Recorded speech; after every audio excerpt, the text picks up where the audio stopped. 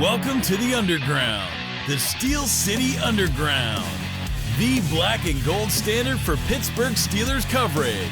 Now, here's your host, Joe Kuzma.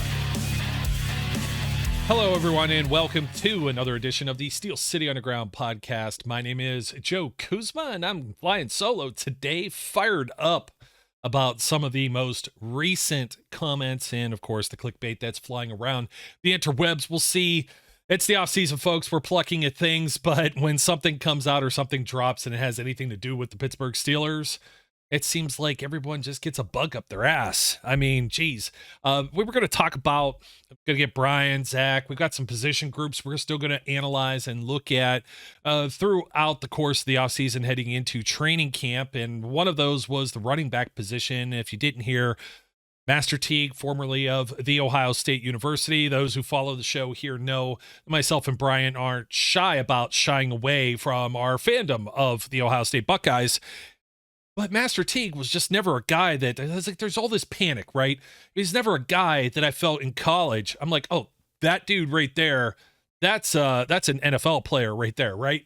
And so it really surprised me when he didn't even come to camp with the Steelers initially, right? He was a guy that was added on right at the tail end, not the tail end, but what happened was, geez, I'm trying to think of the guy who got injured now. Jeremy McNichols, formerly of the Tennessee Titans. He was signed. He came to camp. He got hurt within the first week or so. Master Teague gets signed. He's there to fill a slot, maybe take on some sort of role there, right? And Najee Harris was hurt, of course. They needed some camp bodies. You know, I dislike that word. I don't like the whole camp bodies type deal.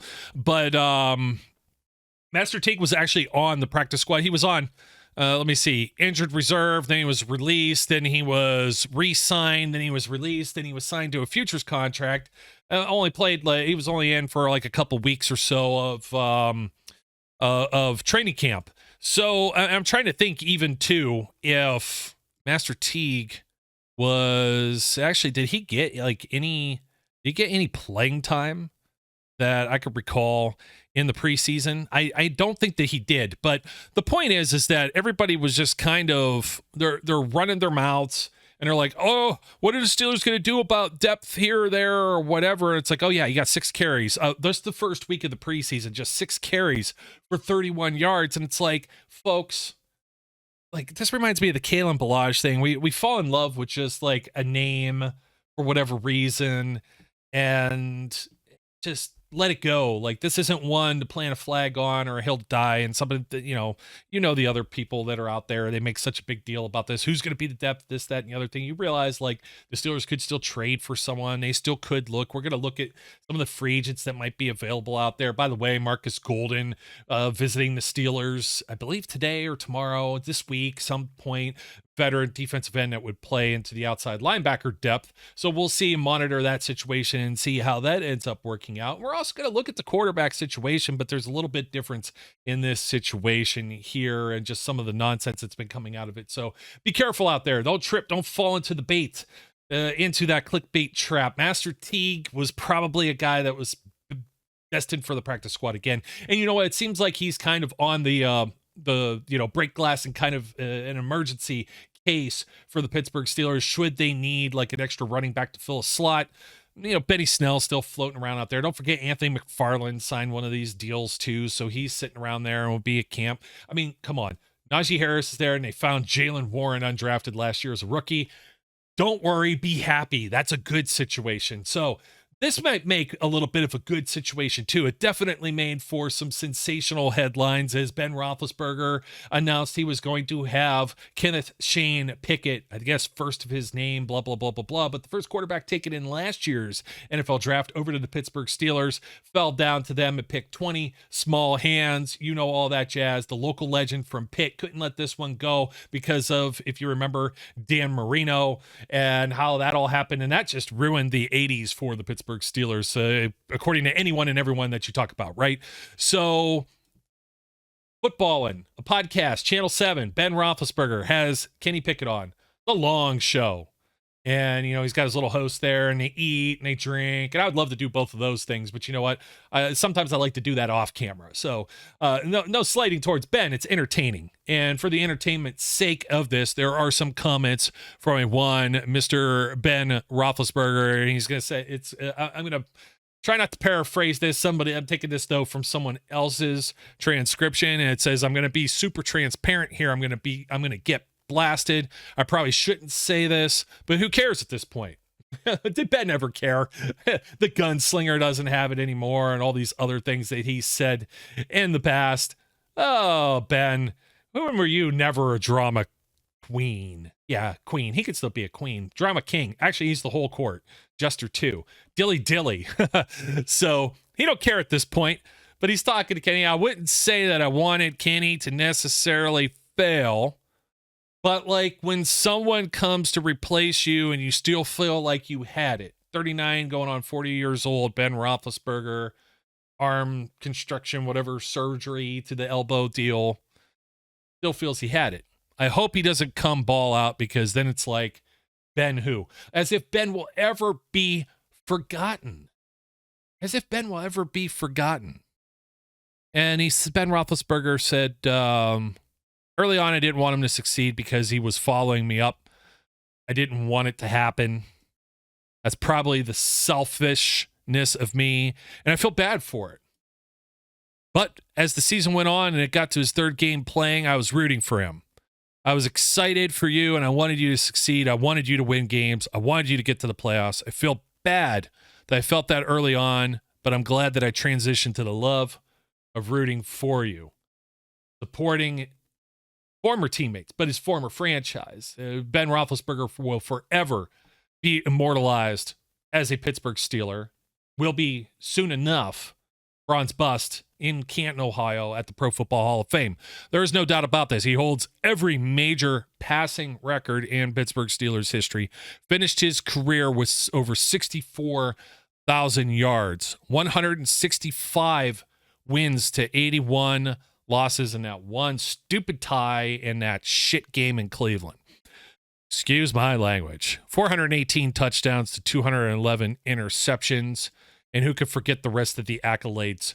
3 times playing in the Super Bowl, twice a champion in Super Bowl 40 and 43. The NFL's Offensive Rookie of the Year in 2004. 6 times the honor of being named to the Pro Bowl. He led the NFL in passing yards in 2014 and 2018. And when he hung all of this stuff up, he had some college accolades and everything too, but he has some NFL records. Most career 500-yard passing games with 4.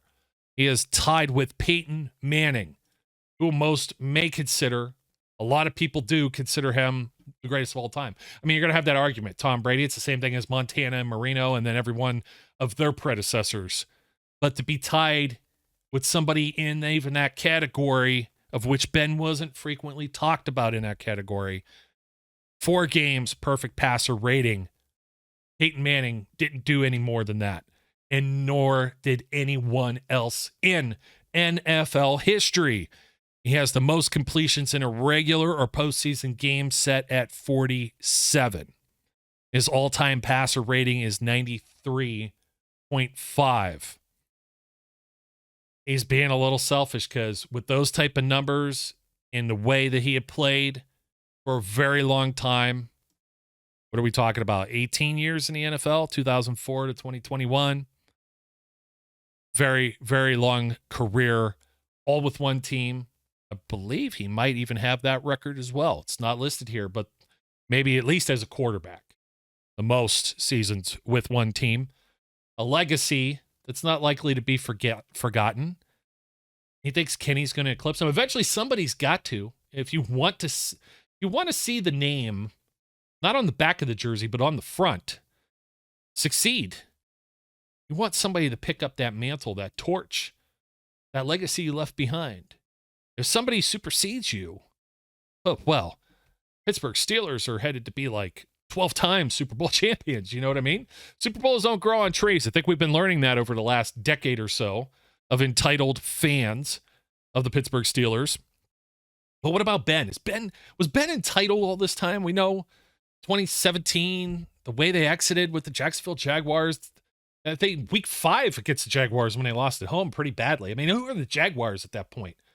Jaguars are just coming around once again. I mean, this team has been just miserable for so long. It's like the only team I could think of worse than the Cleveland Browns. And they beat the Steelers not once but twice in that season. And it's like, the earlier comments, the gunslinger doesn't have it anymore. He would not address any commentary as to whether or not his future plans. I got to think about it. Thinking about it's like, was that a Chuck Noll quote? If you're thinking about it, you've already done it in regard to retirement.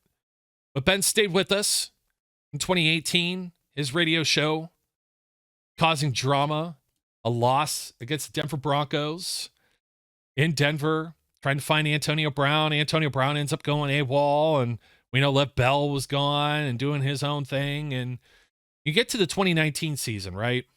And there's a lot of criticism. What's this team going to do with the wide receiver core and everything else that it has?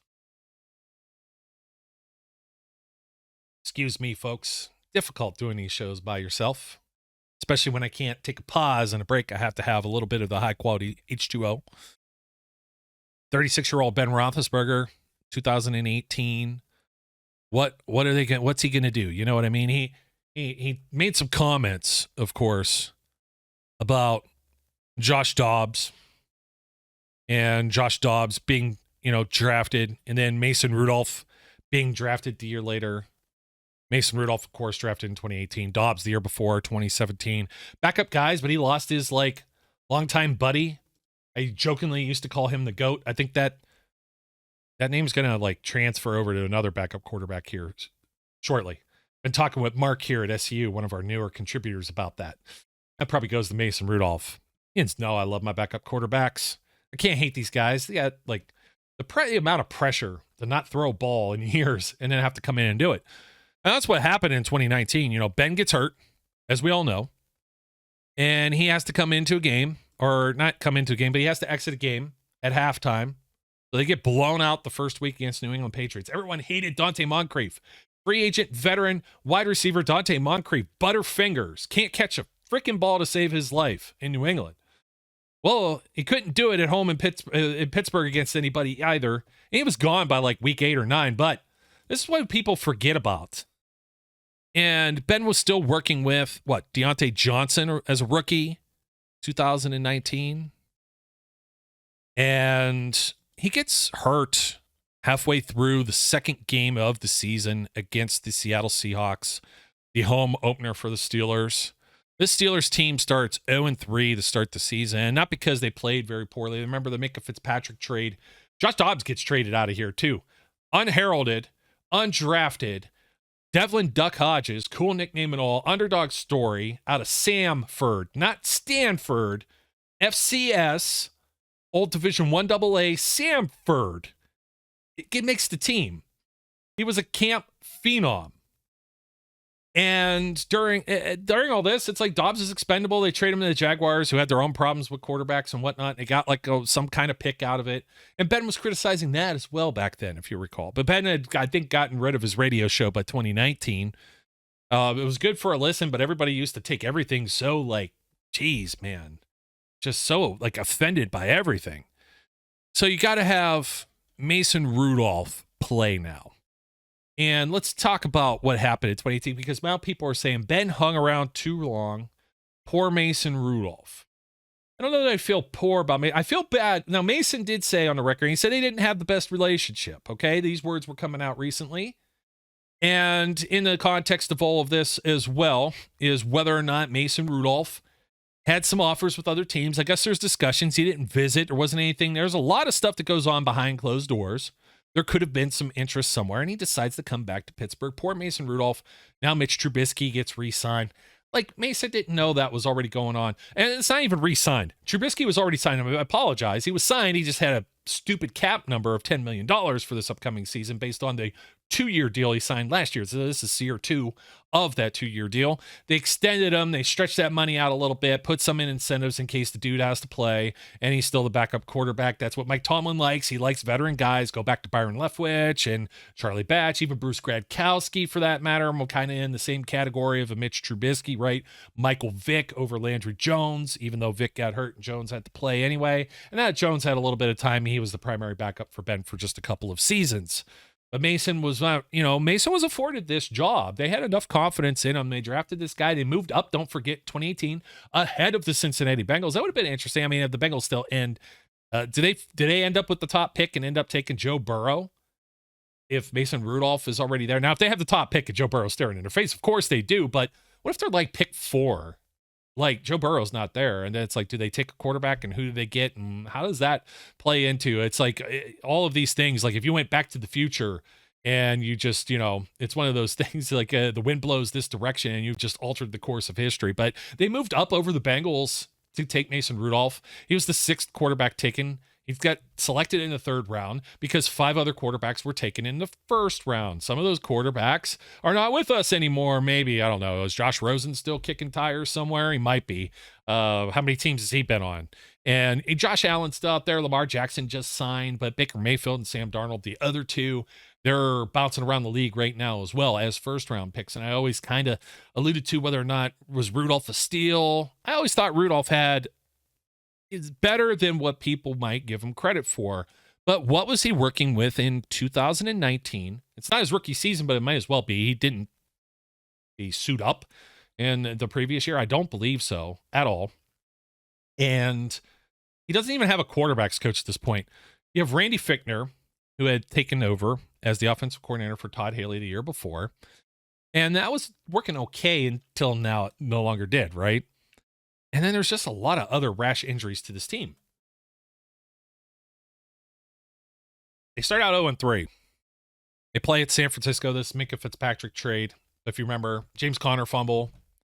Juju Smith-Schuster has a fumble, I think the 5th week. And they lose in overtime because Duck has to come in. Mason Rudolph gets, people make fun of him. He got freaking dirty hit. Earl Thomas took off his face mask, looked like one of those old, they didn't want to touch his head, neck, or anything. Like, they didn't even take his helmet off. It was just sitting there like it was like Lego hair, like the little Lego minifigures, And this team is 1-4. And Duck Hodges plays. They win at the Chargers, skin of their teeth. Devin Bush, remember that guy? He was a bust. Basically accounts for 2 of the touchdowns early in that game. Defense. And this team eventually turns it around. There's a bye week. Mason comes back. They beat the Dolphins, the Colts, and the Rams. They lose at Cleveland, the fight, Myles Garrett suspension and whatnot. Mason gets benched against the Bengals. Duck comes in, makes one pass to James Washington. Who? Remember that guy? They beat the Bengals. They had that. Oh, that was the only spark. Little hitch route. Corner fell. Steelers beat the Bengals. 6-5 now. They get a little revenge against the Browns at home. They win. Arizona Cardinals. They beat Arizona on the road. Not by the best of margins by any chance. Duck Hodges sacked 3 times in that game. 16-19 for 152 yards and a TD. It's still like 117.5 quarterback rating. No, mind you. But those are like, hey, I just played a quarter or a quarter and a half of preseason type stats. They made Kyler Murray throw 3 interceptions. He was sacked 5 times in that game. They just embarrassed him. And you come back around to Buffalo. They move this game to prime time. The winner of his team, the winning team, more than likely has the inside track on making the postseason. The Steelers lose. They lose their next 3. They could have maybe beat the Jets. If you remember, Rudolph comes in. Who did he throw the long TD pass to? He got his collarbone broken in the process, out for the season. Got to go back to Duck. They lose 17-10, 16-10, 28-10. Randy Fichtner, offensive coordinator, no quarterback's coach because they thought Ben Roethlisberger was the guy and didn't need anybody else there for this whole season. So who was the supporting cast? The running backs. James Conner plays 10 games. Benny Snell, he gets 108 carries, 426 yards. Not too far off from James Conner's 464, right? 3.9 average versus a 4.0 average. And then you have Jalen Samuels. Remember that dude? He carried the rock 66 times. They even tried to have him play some Wildcat. It worked until it didn't. Yeah, that's what happened. That's what happened that year. I got to remind everybody about that. Just was not a good cast for Mason Rudolph. So when you're saying Ben Roethlisberger was holding back Mason Rudolph, or Mason Rudolph just didn't have the goods to begin with, I don't know if Ben does much better with Kareth White, with Trey Edmonds, Tony Brooks-James, and then you get to the receivers. Okay, Juju's on this team. Juju was just the rookie of the year or whatever, just a year before. Or 2 years before, I'm sorry. So it was there was big questions as to whether or not he was the team MVP. I'm sorry. That's what Antonio Brown got all pissy about, because Juju had 1,426 yards. He had 166 targets for the team. He was a Pro Bowler in 2018. 2019, he played in 12 games. He missed 4. He was in and out of the lineup. You may even remember that Cleveland game, Deontay Johnson as a rookie, bleeding from his ear. Was that Ronnie Harrison that hit him? Trying to think. Although that was kind of like, it wasn't even like, people wanted to say dirty. I believe it was a flag and a fine. It was just because of the, protect the head type thing. But it was also kind of like over exaggerated. But still, you might remember now. You're like, whoa, I remember that, Joe. Well, who else was catching passes? I mean, Jalen Samuels was the second leading receiver when it comes to receptions on this 2019 Pittsburgh Steelers team. He had 47 receptions. James Washington was third with 44. James Washington actually led the team with 735 yards receiving. Deontay Johnson had 5 TDs that rookie year. Juju Smith-Schuster caught 42 balls. He was fourth. Vance McDonald. Loved Vance McDonald. The intensity from this dude. The stiff arm. All this stuff. He was the guy that was not Mr. Reliable. And out of non-offensive linemen, he played the most snaps of any skill position player or quarterback. He played more snaps, I believe. But out of the skill position players, for sure, I think he played more snaps than Mason Rudolph. And no one ever thought that guy was like the, paradigm of virtue of health. I don't know if that even makes sense, but you get what I mean. You aren't talking about who's the healthiest Pittsburgh Steeler, plays the most snaps. No, everybody talks about Vance McDonald. Man, poor guy, couldn't stay healthy. He was healthy here. Only missed 2 games, played 14 in 2019. James Conner, Nick Vannett, Ryan Switzer, Deion Kane, Tevin Jones, Dante Moncrief, Johnny Holton, Xavier Grimble, and a young Zach Gentry. Johnny Holton appeared in every single game and only caught 3 passes for 21 yards. Benny Snell caught 3 passes for 23 yards, and Benny Snell missed at least 3 games and wasn't a starting running back. Like Johnny Holton trying to get out there. Tevin Jones, if you remember, dropped some passes, and we had that big hook come from left stage and just yank him right off. And so people are like, the next year, Mason Rudolph did not have a good entry into the NFL. He gets tattooed by Earl Thomas. He gets into a fight with Myles Garrett. He goes back and forth from concussion protocol and suspension, whether it's team imposed or league imposed or whatever. Kind of, sort of, right? We'll just say that. He gets demoted. Like, is it like, the suspension's not the right word, but he loses his job, right? The guy, the confidence just really isn't there now. He's seeing ghosts. He got rocked by Thomas. Then he got in a fight with Garrett. 4 interceptions in that game. Short week in Cleveland. Everybody knew that was going to be a disaster for Thursday Night Football, just like it was last year. Oh, the shocker. The team that goes on the road and plays a Thursday night game, no matter where it is at a disadvantage. And then, of course, against the Jets, he gets his job back, but he wasn't the starter in that game. And he makes a big play, makes some plays, gets them back into it, gets his bone broken and can't even play the following week. They close the road on the road against the Jets and the Ravens there. 8-8 season. Mediocre Mike Tomlin, even though they had like 40 different dudes take a snap on offense at some point. They even had Tyson Alualu line up as a fullback that year. So Mason Rudolph doesn't necessarily suck. This is kind of like my rant to have him as a QB3. But it's also my rant for why Ben Roethlisberger still needs to be out there. Could Ben Roethlisberger have done more with Johnny Holton or more with Tevin Jones? Man, I really don't know. I can't say for certain. And then the offensive line starts to go to piss. You got the 2020 season. You lose Bush. Pre-injury Bush was a good player, I think. Bud Dupree, premier edge rusher, gone. They start to struggle. They start to slide. You have no fans for a wild card game. You have Rudolph start, by the way. Rudolph plays up in Cleveland. And they allow him to get into playoffs because they sat like eight starters in that game. And that comes back to kind of bite them in the ass the following week in a wild card game, of which no fans in this. I think things would have been drastically different. Marquise Pouncey's like, well, I'm out. And you have to patchwork the line. But Mason Rudolph did show out on that game. It was 24-22. 2-point conversion at some point fails, I believe. Memory serves me correctly. I can find out for you. And I love you, and I'm going to look. 22 of 39, sub 60% completion percentage, but 315 yards, 2 touchdowns, 1 interception.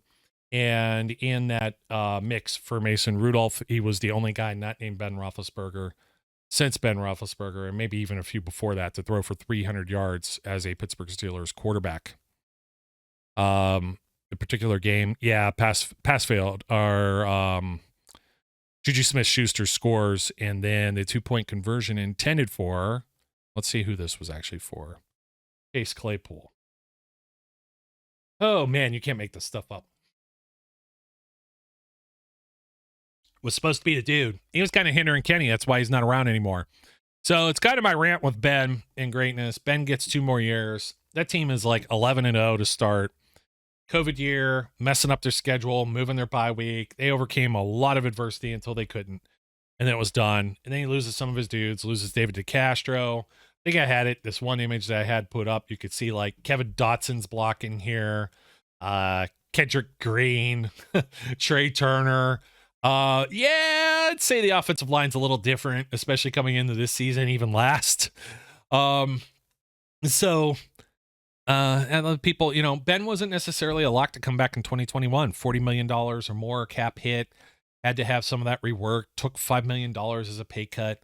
Loves his team. Thought he could still play. We know the deep ball wasn't really there, especially later as the cold weather settled in. There was a lot of questions. It's time to move on for the future. I think the Steelers, I think they felt more or less even. If we can get Kenny Pickett's going to be our future. So definitely have to move on from this point. They made it so Ben had his big farewell shindig, blew out the Cleveland Browns at home. Who gets to know that they're leaving and have a final home game farewell send off in the way, the pomp and circumstance that Ben Roethlisberger did? Legendary. We're not going to forget you, Ben, but I understand the competitor in you. I'm 41 myself, and things click and snap and pop. Not as good as I once was. I believe that's a song or some song lyrics. Not a country music guy, but I know a little bit about that. Red Solo Cup too. But that's what Ben's doing now on his show, no less. The root against Kenny Pickett, maybe a little bit of bitterness. Right, Paul Amalu was not happy to leave the Pittsburgh Steelers. So anybody that's raining on Ben's parade about this, now for him to say he wanted to see Kenny fail, I don't even know that he truly means that. I don't know that he necessarily wanted to see Kenny fail so much as he saw, you know what? I think I could still do what that guy's doing. Because let's face it, a first-year Kenny Pickett probably isn't where even a final year Ben Roethlisberger is at this point. He's ascending. At some point, they meet at an intersection. But we saw what the second half of the season did for Shane Pickett. And he had a tremendous close to his season. We will bring that up. Always, we're having technical difficulties. No, we're not. I have it. Kenny Pickett, courtesy of NFL Total Access. Very nice of them. You can see the points per game for the team, 11.5 versus 21.4. This is mostly versus the bye, with the bye, but they took his first 4 starts versus his last 7. Of course, the win-loss percentage is going to be a little different, but 1-3 before, 6-1 after, 6.4 yards per attempt over the 5.5 previous. He started out only throwing 2 touchdowns to 5 picks. Finished with 5 touchdowns to 1 interception. Don't forget he ran for a couple of touchdowns here as well. Passer rating improved to 84.3 over the 71.8 that was during those first 4 starts. So this is where Ben Roethlisberger became a fan. This is where a lot of fans need to become a fan. Too many people look at the stats early on instead of the progression. Instead of something that if the Steelers were really out of this whole thing, Kenny was coming on. Kenny was ready. And then you got to get this guy some reps and get him ready for this year. And you got to be very excited about what the Steelers have put around him right now. You've got some of the offseason workouts already starting. You can see some of the clips and the videos. And, there's some new people that have been added, whether it's draft picks, Broderick Jones, or, Darnell Washington. Why couldn't I think of my dude's name? I'm so hype on these 4 players. I've never wanted 4 players so badly in mock drafts and everything else and got them all. I'm feeling like I was I'm playing Pokemon Go and I got them all. I got them all. Got to have them all. Didn't leave one out there. Love all these guys. You're going to see a little bit of that. That's all for Kenny. Offensive line. Everything's going to be improved. Everything's going to look better. Ben's a fan now. He says he supports him. But better Ben Roethlisberger, nobody's ever going to. It's like nobody's ever going to forget Terry Bradshaw. No one's ever going to replace Terry Bradshaw. No one's ever going to forget Ben Roethlisberger. No one's ever going to replace Ben Roethlisberger. Kenny Pickett is Kenny Pickett. The good news is, and the bad news is, the hype that comes from being one of the Pitt Panthers and an all-ACC player, et cetera, is at least he had his own legacy. There's I don't think anybody, I never really heard anybody try and compare Kenny Pickett to Ben Roethlisberger last year. I never heard it at all. I don't think we said it even on this show. We never tried to put him in those shoes. We never did the LeBron versus Kobe versus Michael Jordan type comparisons. Yes, I'm laughing at LeBron.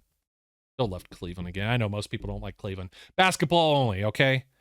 Pittsburgh doesn't have a team. Had a team. Doesn't have a team. Well before my days. We've established that already, right?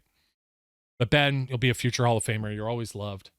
And he's always, with one thing, causing controversy and drama.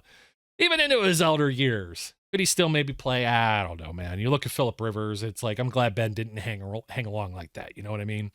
So, folks, that'll do it for me. Would love to hear some of your comments, questions, criticisms, complaints about anybody. Ben, Kenny Pickett, Mitch Trubisky, Mason Rudolph.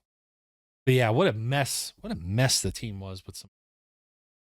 That's if this team could have just stayed healthy, maybe Ben would have added a little more to his legacy. Now you're hoping a healthy Steelers team can do the same.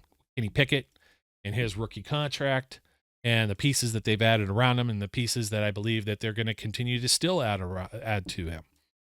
Add around him. This is why I need somebody like Brian here. But Ben's podcast is Footballin. It's spelled with an H in there. I'm sure you'll find it if you just look up Ben Roethlisberger. So credit to his programming for his own words. And that'll do it for me. My name's Joe Kuzma. Thank you for joining me today. I'll have some co-hosts with me here in the very near future. But until then, don't forget to like, comment, subscribe, leave a rating or review wherever you may be watching or listening. We truly do appreciate it. And here we go. Can't wait for football season. And it feels so far away until it's not. And then it's gone. And then I want it back again. And repeat and rinse and repeat and everything. So, until next time, I encourage everyone out there to be safe, be good, and we'll catch you later. We would like to thank you for listening and remind our listeners to follow us on social media. and our website, www.steelcityunderground.com.